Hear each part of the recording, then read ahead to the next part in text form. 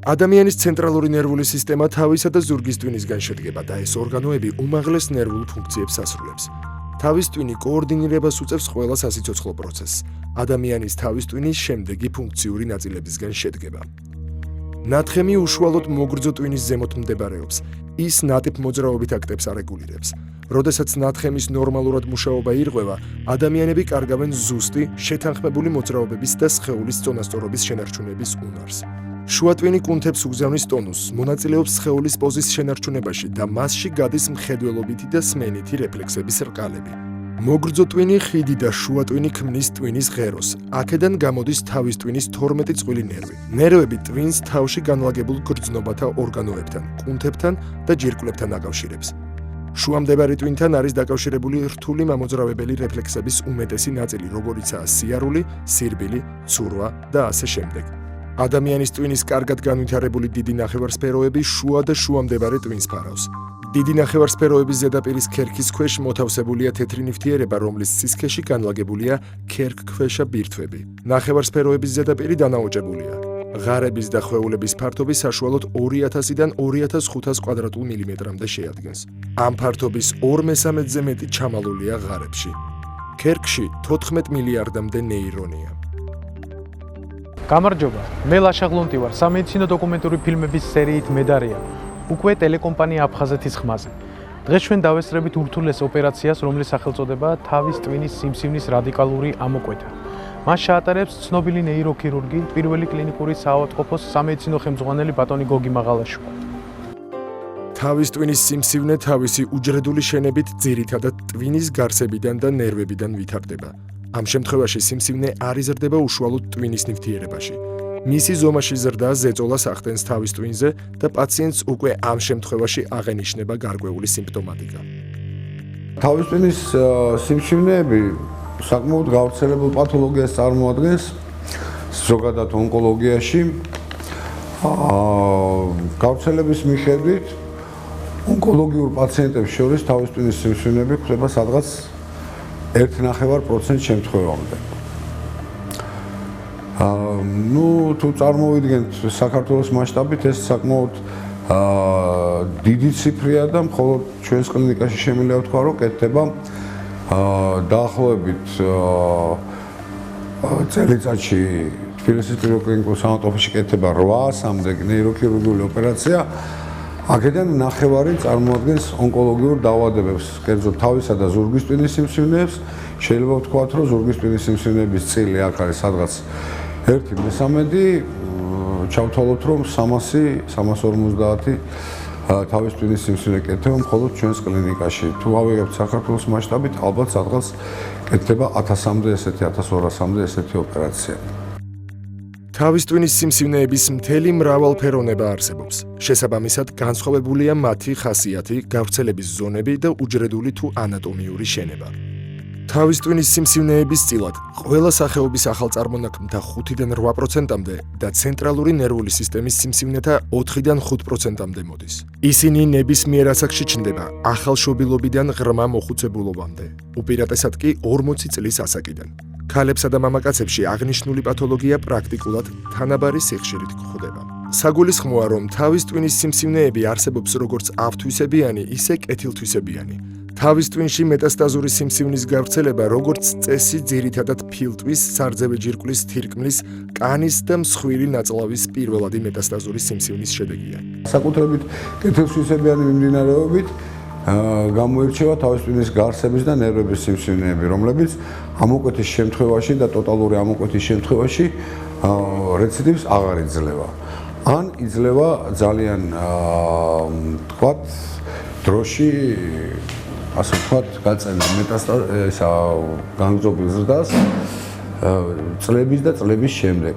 რაც შეეხება გლიურ სიმსივნეებს, ამ გლიურ სიმსივნეებშიც მეტი ჯგუფი არის კეთილთვისებიანი სიმსივნეები, ეს არის ოლიგოდენდროგლიომები და ასტროციტომები, რომლებიც ასევე ძალიან დიდ სიცოცხლის ხანგრძლივობას იძლევენ ოპერაციის და სწორი მკურნალობის შედეგად. და მხოლოდ გლიობლასტომები არის მულტიფორმული გლიობლასტომები ჯგუფის სიმსივნეებისას, ეს უკვე გადაგვარებული მესამე-მეოთხე ხარისხის ავთვისებიანი სიმსივნეები, რომელთა საშუალო სიცოცხლის ხანგრძლივობას ქიმიოთერაპიის, სხიური თერაპიის და ქირურგიული ჩარების კომბინაციაში გამოყენების შემთხვევაშიც კი სიცოცხლის ხანგრძლივობა საშუალო 1 წელიწადს არ აღემატება. იმის გათვალისწინებით, რომ თავის ტვინს არ გააჩნია ტკივილის აღმქმელი რეცეპტორები, მასში სიმსივნის განვითარება არანაირ შეგრძნებას არ იწვევს. სიმსივნის გარკვეულ ზომამდე გაზრდის შემთხვევაში იზრდება შიდა თავის ქალას წნევა, რის შედეგადაც ტვინის ქერქი იძლევა ტკივილის სიგნალს. თავის ტვინის სიმსივნეები ცოტა მზაკრულად მიმდინარე დაავადებებია. ისინი ვლინდებიან მხოლოდ იმ სტადიაში, როდესაც უკვე დაავადება შორს არის წასული, ვინაიდან თავის ტვინს არ გააჩნია რეცეპტორული აპარატი და რეცეპტორები გააჩნია მხოლოდ მაგარ გარს, თავის ტკივილები ჩნდება მხოლოდ მას შემდეგ, რაც ქალაში დაწნევა მიაღწევს რაღაც კრიტიკულ, ასე ვთქვათ, მაჩვენებლებს და განვითარდება თავის ტკივილი. ძალიან ხშირად თავის ტკივილი პირველ სიმპტომს არ წარმოადგენს. სიმპტომები გადანაწილებულია ესე, ძირითადად ხდება ზოგადტვინოვანი სიმპტომები, ეს ნიშნავს იმას, რომ გარკვეული მოცულობა თავის დახურულ სივრცეში იწვევს ქალაში დაწნევის მომატებას და ზოგადტვინოვანი სიმპტომები, სწორედ რაც მეკითხარით, თავის ტკივილი, გულისრევა, პირღებინება, ნისტაგმი და ასე შემდეგ შეიძლება განუვითარდეს ავადმყოფს გარკვეული უკვე შორს წასულ სტადიაში, როდესაც თავის ტვინის სიმსივნე საკმაოდ დიდ მოცულობას ქმნის თავის ქალას ღრუში. მაგრამ ძირითადად თავის ტვინის სიმსივნეების სიმპტომატიკა წარმოდგენილია ლოკალური სიმპტომატიკით. ეს დაკავშირებულია იმასთან, თუ სად იზრდება თავის ტვინის სიმსივნე და ტვინის რა უბანს აზიანებს, ამის მიხედვით გაღიზიანების და გამოვარდნის სიმპტომები შეიძლება იყოს სხვადასხვა. კერძოდ, არის თავის ტვინის სიმსივნეები, რომლებიც იწვევენ დაუშვათ ოლფაქტორული ფოსოს სიმსივნეები, მენინგიომები, კარგი კეთილთვისებიანი სიმსივნეები, რომელიც იწვევენ დაუშვათ სმენის დაქვეითებას, მხედველობის დაქვეითებას. შესაძლებელია სიმსივნეების ნათხემში ლოკალიზაციისას წონასწორობის დარღვევით იყოს გამოვლენილი.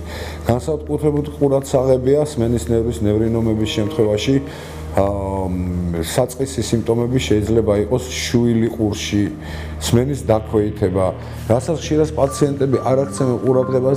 ნეიროქირურგები გვარწმუნებენ, რომ გარკვეული სიმპტომატიკის გამოვლენის შემთხვევაში აუცილებელია პაციენტის თავის ქალას დეტალური გამოკვლევა ისეთი თანამედროვე ტექნოლოგიების გამოყენებით, როგორიც არის მაგნიტურ-რეზონანსული და კომპიუტერული ტომოგრაფია.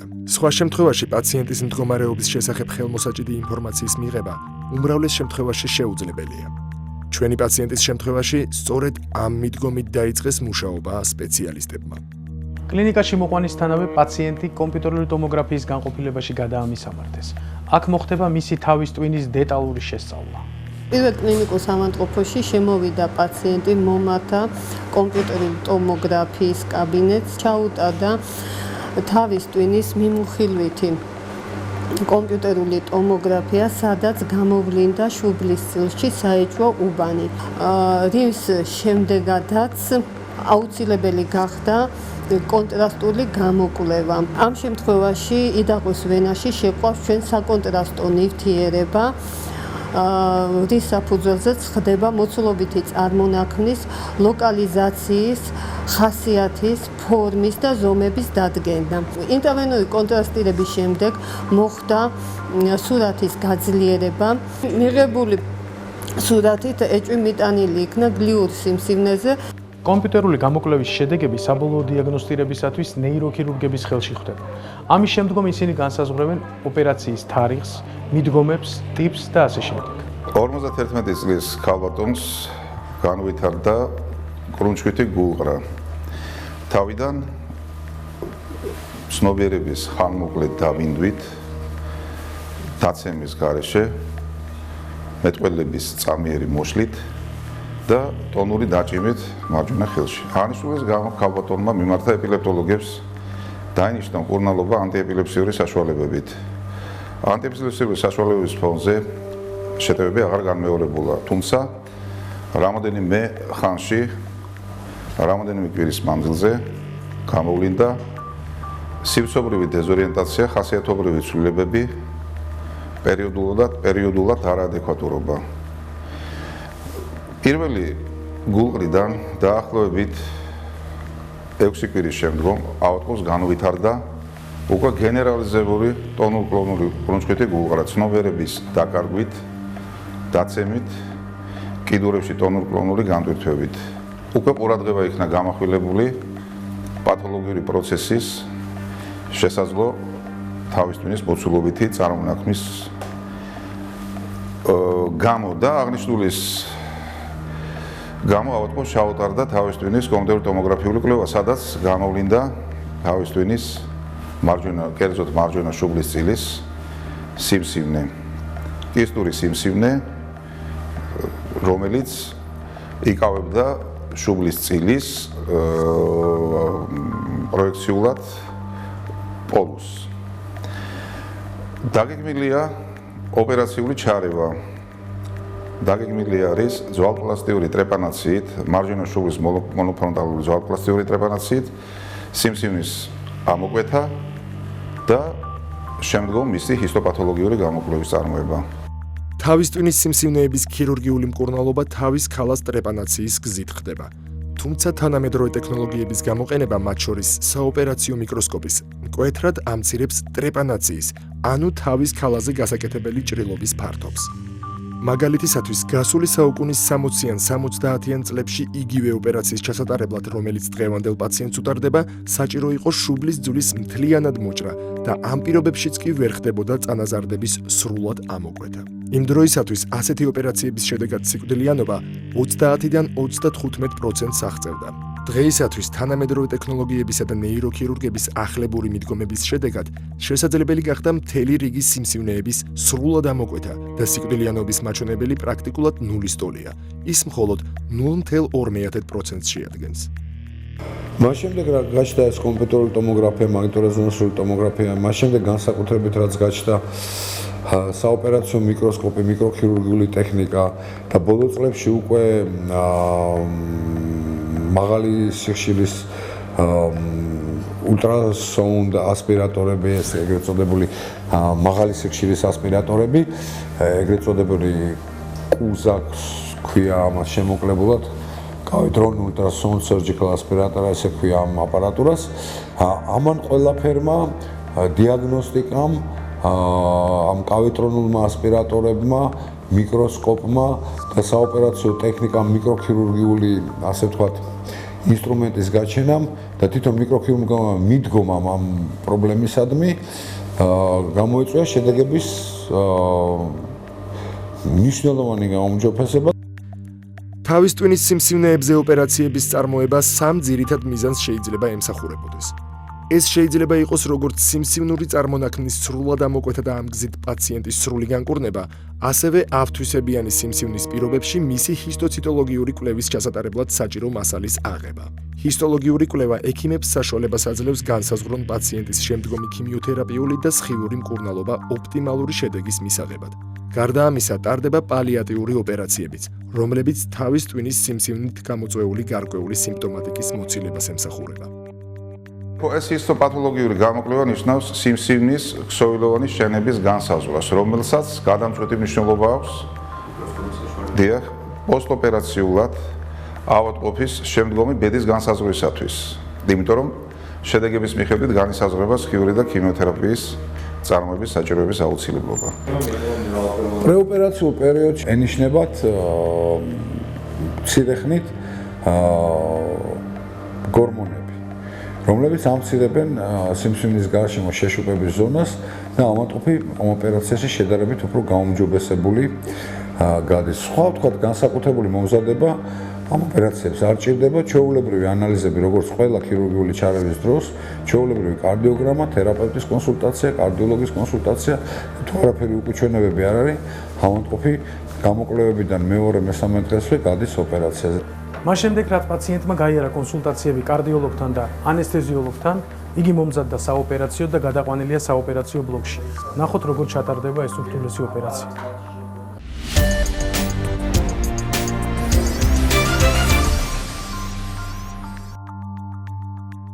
პაციენტი მოთავსებულია საოპერაციო ბლოკში და ანესთეზიოლოგი იწყებს მის მომზადებას საოპერაციოდ. დიაგნოზისა და სიმსივნური წარმონაქმნის ლოკალიზაციის არიდან გამომდინარე, ანესთეზია სხვა ოპერაციებისგან განსხვავებით გარკვეული სპეციფიურობით გამოირჩევა.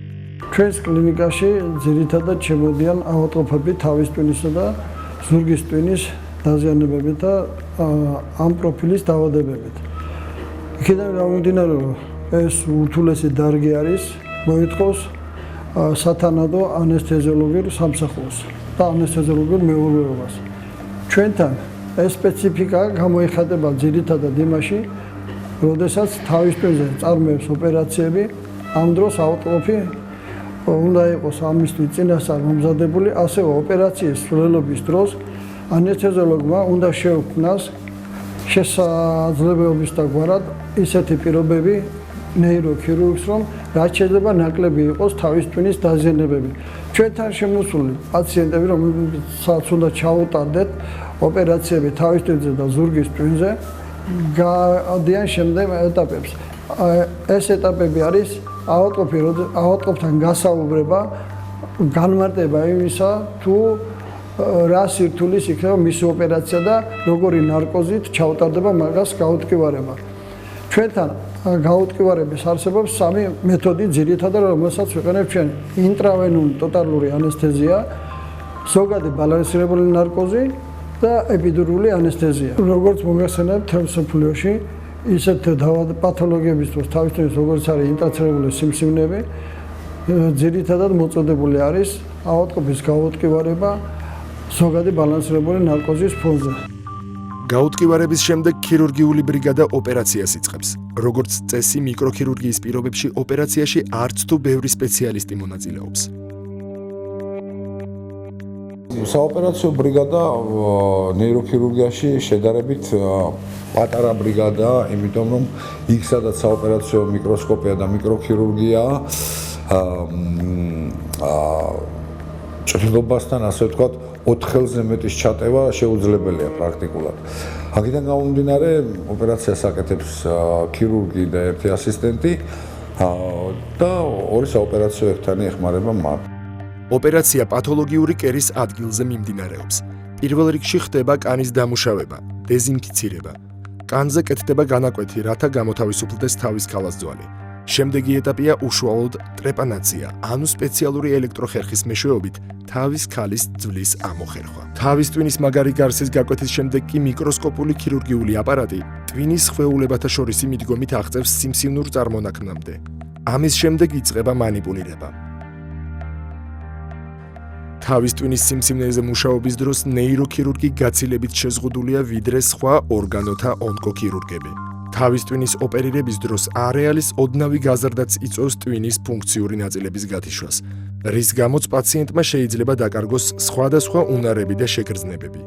მათ შორის გადაადგილების, მეტყველების უნარი, მხედველობა, სმენა, აზროვნება და ასე შემდეგ. სხვა ორგანოების შემთხვევაში ონკოლოგები არც თუ იშვიათად მიმართავენ საოპერაციო არეალის გაზრდას. სასიცოცხლოდ არააუცილებელ ორგანოებზე ქირურგები საჭიროების შემთხვევაში მიმართავენ ოპერაციის მასშტაბების გაზრდას. ამას სიმსივნური უჯრედების არსებობის ალბათობა მინიმუმამდე დაჰყავს. არის ზოგიერთი სიმსივნეები, რომლის დროსაც ჩვენ მიზანდასახულად მივდივართ სიცოცხლის ხანგრძლივობის მოგების მიზნით გარკვეულ სიცოცხლის ხარისხის გაუარესებაზე, ასე ვთქვათ. დაუშვათ თუ მე შემიძლია ვთქვა, რომ სიმსივნე შედარებით რადიკალურად ამოუკვეთო და ავადმყოფს ექნება დაუშვათ ხელში პატარა პარეზი და ფეხზე ის დადგება, შეიძლება ამაზე წავიდე. რა თქმა უნდა, ავადმყოფის პატრონებთან წინასწარი შეთანხმების შემთხვევაში. ესე იგი, გარკვეულ ინვალიდიზაციაზე წავიდე რადიკალიზმის ხათეთ, მაგრამ ყველა შემთხვევაში ეს შეუძლებელია. აი, მარჯვენა შუბლის სტილის შემთხვევაში მე შემიძლია დიდი რადიკალიზმით ვიმოქმედო. ეს მემარჯვენეებში, ხო, მემარცხენეებში არ ვამბობ. მარჯვენა საფეთქლის წილში შემიძლია უფრო დიდი რადიკალიზმით, ნათხემში შემიძლია უფრო დიდი რადიკალიზმით ვიმოქმედო. ღეროზე ეს აბსოლუტურად შეუძლებელია, მესამე პარკურზე ეს შეუძლებელია. მარცხენა გემისფეროში ეს ძალიან ლიმიტირებულია. 80% მარცხენა გემისფეროს სიმსივნეები, რაც შეიძლება ვთქვა, თვითონ სიმსივნე და დანარჩენი ქსოვილის შენახვა, ეს არის პრინციპი ნეიროქირურგიის. ოპერაციის ბოლო ეტაპზე არანაკლებ სკულპტუროზურად მიმდინარეობს ჭრილობის შრეობრივი მთლიანობის აღდგენა. თავის ტვინი ამ დროს ჰერმეტულად უნდა დაიხუროს, თუმცა მანამდე აუცილებელია სისხლდენების შესაძლო წარმოქმნის გამორიცხვა თანამედროვე ტექნოლოგიების გამოყენებით.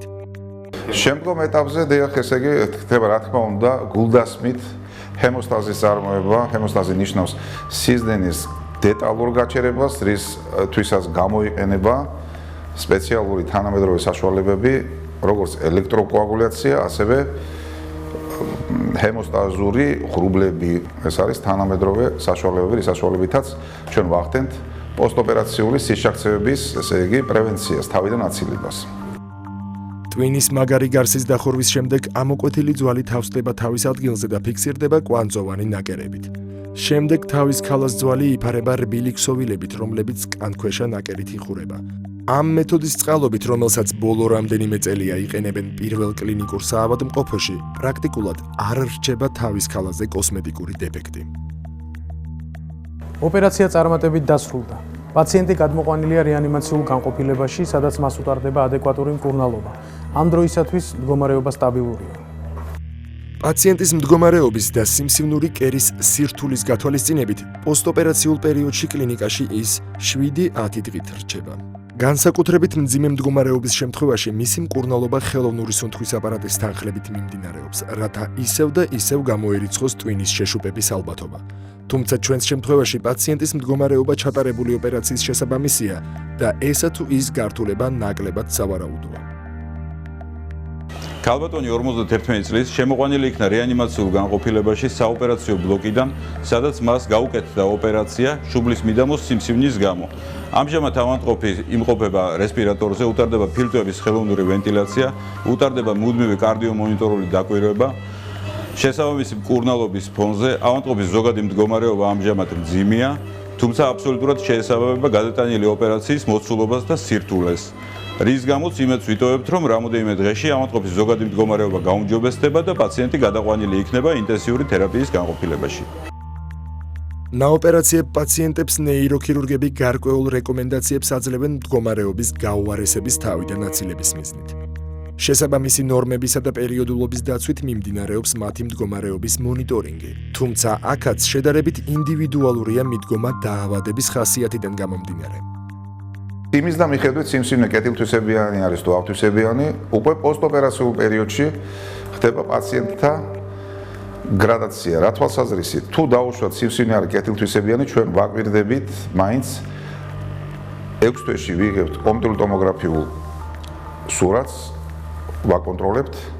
შემდგომში საშუალო სიხშირი წელიწადში ერთხელ ან 2 წელიწადში ერთხელ შემდგომ საერთოდ აღარ ვაწარმოებთ ამ ტომოგრაფიულ კურსს, მაგრამ თუ საქმე ეხება ავთვისებიან სიმსივნეებს, საქმე გაცილებით უფრო რთულად არის. პოსტოპერაციულად პაციენტს ჭირდება ქიმიო და სხიური თერაპიის კურსები ხშირად.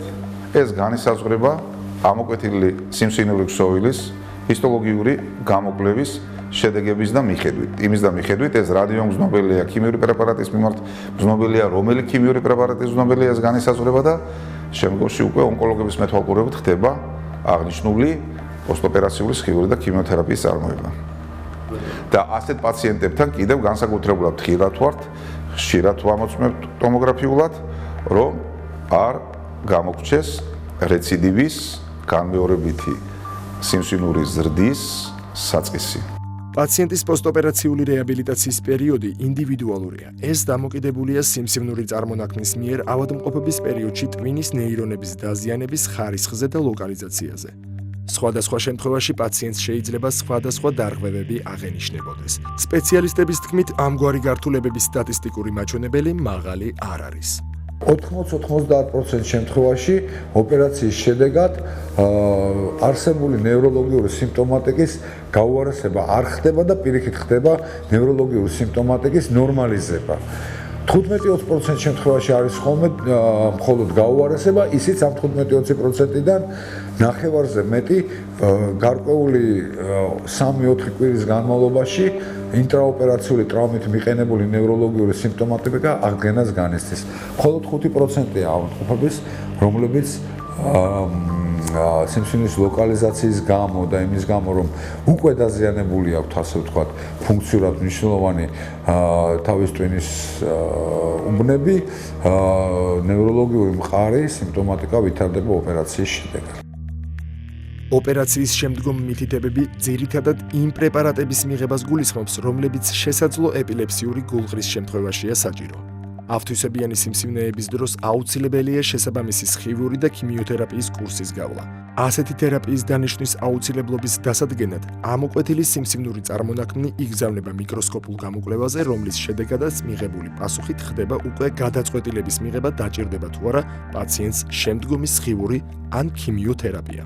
ამ პაციენტებისთვის პოსტოპერაციულად დაუშვებელია სხვა ნევროლოგიური დაავადებების სამკურნალო პრეპარატების გამოყენება, რომლებიც აუმჯობესებენ სისხლის მიმოქცევას, ან იგივე თავის ტვინის მკვლევავი ნივთიერებების მიღება, რადგან სიმსივნურ უჯრედებს ისევე ჭირდება კვება, როგორც ჯანსაღ უჯრედებს. მეტიც, სიმსივნური უჯრედი 4-ჯერ უფრო ეფექტიანად ითვისებს მკვლევავ ნივთიერებებს და შესაბამისად 4-ჯერ უფრო სწრაფად იზრდება მისი მოცულობა. კლინიკიდან გაწერის შემდეგ პაციენტი ყოველ 6 თვეში ერთხელ გაივლის სათანადო გამოკვლევას. ნეიროქირურგები მის მდგომარეობას კომპიუტერული ტომოგრაფიის გამოყენებით დააკვირდებიან. თუ 5 წლის განმავლობაში სიმსივნის ზრდა არ დაფიქსირდა, პაციენტი აღარ საჭიროებს ექიმების კონტროლს. მე ერთი კვირით გემშვიდობებით. ერთმანეთს შევხვდებით კვირას, საღამოს 9 საათზე, ტელეკომპანია აფხაზეთის ხმის ეთერში. ეხლა გავეცნოთ სამედიცინო სფეროში მიმდინარე სიახლეებს. გისურვებთ ჯანმრთელობას.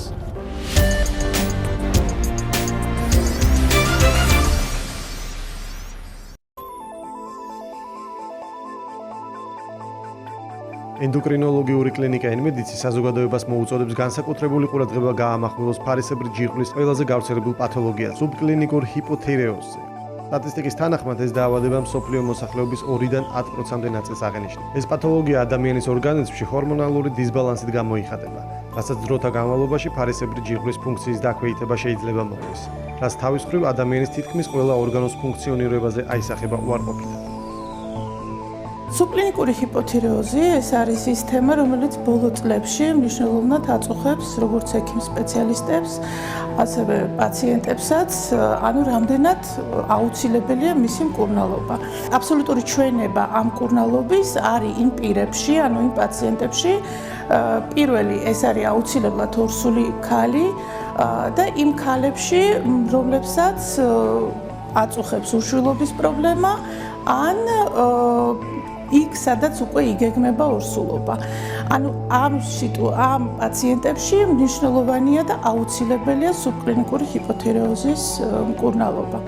ეს დაავადება ხშირ შემთხვევაში უსიმპტომოდ მიმდინარეობს და მისი გამოვლენა შესაძლებელია მხოლოდ მაღალტექნოლოგიურ ლაბორატორიაში, რომლითაც უზრუნველყოფილია კლინიკა ენმედიცი. ამ პათოლოგიის სამკურნალო საშუალებად ენდოკრინოლოგები ლევოთიროქსინს იყენებენ. ამ პრეპარატის დოზირება მკაცრ განსაზღვრას საჭიროებს, ვინაიდან დოზები ინდივიდუალურია და მათი შერჩევა ენმედიცში ლაბორატორიული კვლევების შედეგად დგინდება. რაც შეეხება სუბკლინიკურ ჰიპოთირეოზს, აღნიშნული მდგომარეობის დროს სისხლში ჯერ კიდევ ნორმაში გვაქვს ფარისებრი ჯირკვლის აქტიური ჰორმონი, ანუ თავისუფალი თიროქსინი, მაშინ როდესაც მისი ძირითადი მარეგულირებელი ჰორმონი, თირეოტროპული ჰორმონი, რომელიც გამომუშავდება თავის ტვინში, არის სულბუქად ზომიერად მომატებული. პაციენტები ამ დროს უჩივიან უმეტესად კანის სიმშრალეს, შემდეგ სიხშირის მიხედვით მოდის თმის ცვენა, ზოგადი საერთო სისუსტე, ადვილად დაახლა, კუნთოვანი სისუსტე, შემდეგ არის გონება გაფანტულობა და მეხსიერების დაქვეითება და იშვიათ შემთხვევაში ყაბზობა და მენსტრუალური ციკლის დარღვევა. რაც შეეხება დიაგნოსტიკას, პირველ რიგში ესაზღვრება სისხლში თირეოიდული ჰორმონები, როგორც ზემოთ აღვნიშნეთ, ეს არის თავისუფალი თიროქსინი და თირეოტროპული ჰორმონი. ამ დროს ძალიან მნიშვნელოვანი არის ლაბორატორიის სიზუსტე, რაც ჩვენი კლინიკა აღჭურვილი არის მაღალტექნოლოგიური ლაბორატორიით. სუბკლინიკური ჰიპოთირეოზის ერთ-ერთი ყველაზე გავრცელებული სიმპტომი კანის სიმშრალეა, რომელიც უპირველესად იდაყვებზე შეინიშნება. კანი წარმოადგენს ადამიანის ორგანიზმის ყველაზე დიდ ორგანოს და სხვადასხვა სისტემების და ორგანოების დაავადებების დროს ძალიან ხშირია კანზე გამოვლენა და ძალიან ხშირად პაციენტი პირველად ხდება დერმატოლოგთან და დერმატოლოგმა უნდა მიიტანოს ეჭვი და გააკეთოს დიფერენცირება, ეს არის იზოლირებულად კანის დაავადება, თუ ეს არის სხვა სისტემის თუ ორგანოს დაავადება. ჰიპოთირეოზი ეს არის ფარისებრი ჯირკვლის დაავადება, რომლისთვისაც დამახასიათებელია თიროიდული ჰორმონების ნაკლებობა, რომლის შედეგად კანში ხდება ჰიდროფილური გლიკოზამინგლიკანების დაგროვება. ამის შედეგად ხდება ვაზოკონსტრიქცია, ვინაიდან ხდება სისხლმომარაგების შენელება კანში. კლინიკას ენმედიცი, რომლის საქმიანობის ძირითადი პროფილი ენდოკრინოლოგიაა, ყველა პირობა გააჩნია ზუსტი და ამომწურავი დიაგნოსტირებისათვის. კლინიკის ლაბორატორიები უახლესი ტექნოლოგიებით აღჭურვილი. სინჯების მიღები განყოფილება ლაბორატორიას კლინიკაში დამონტაჟებული პნევმოსატრანსპორტო სისტემით უკავშირდება, რომელიც ახდენს სინჯარების ტრანსპორტირებას სპეციალური კაფსულის მეშვეობით. ენმედიცის ლაბორატორიები არაერთ სხვა კლინიკებსაც იმსახურება.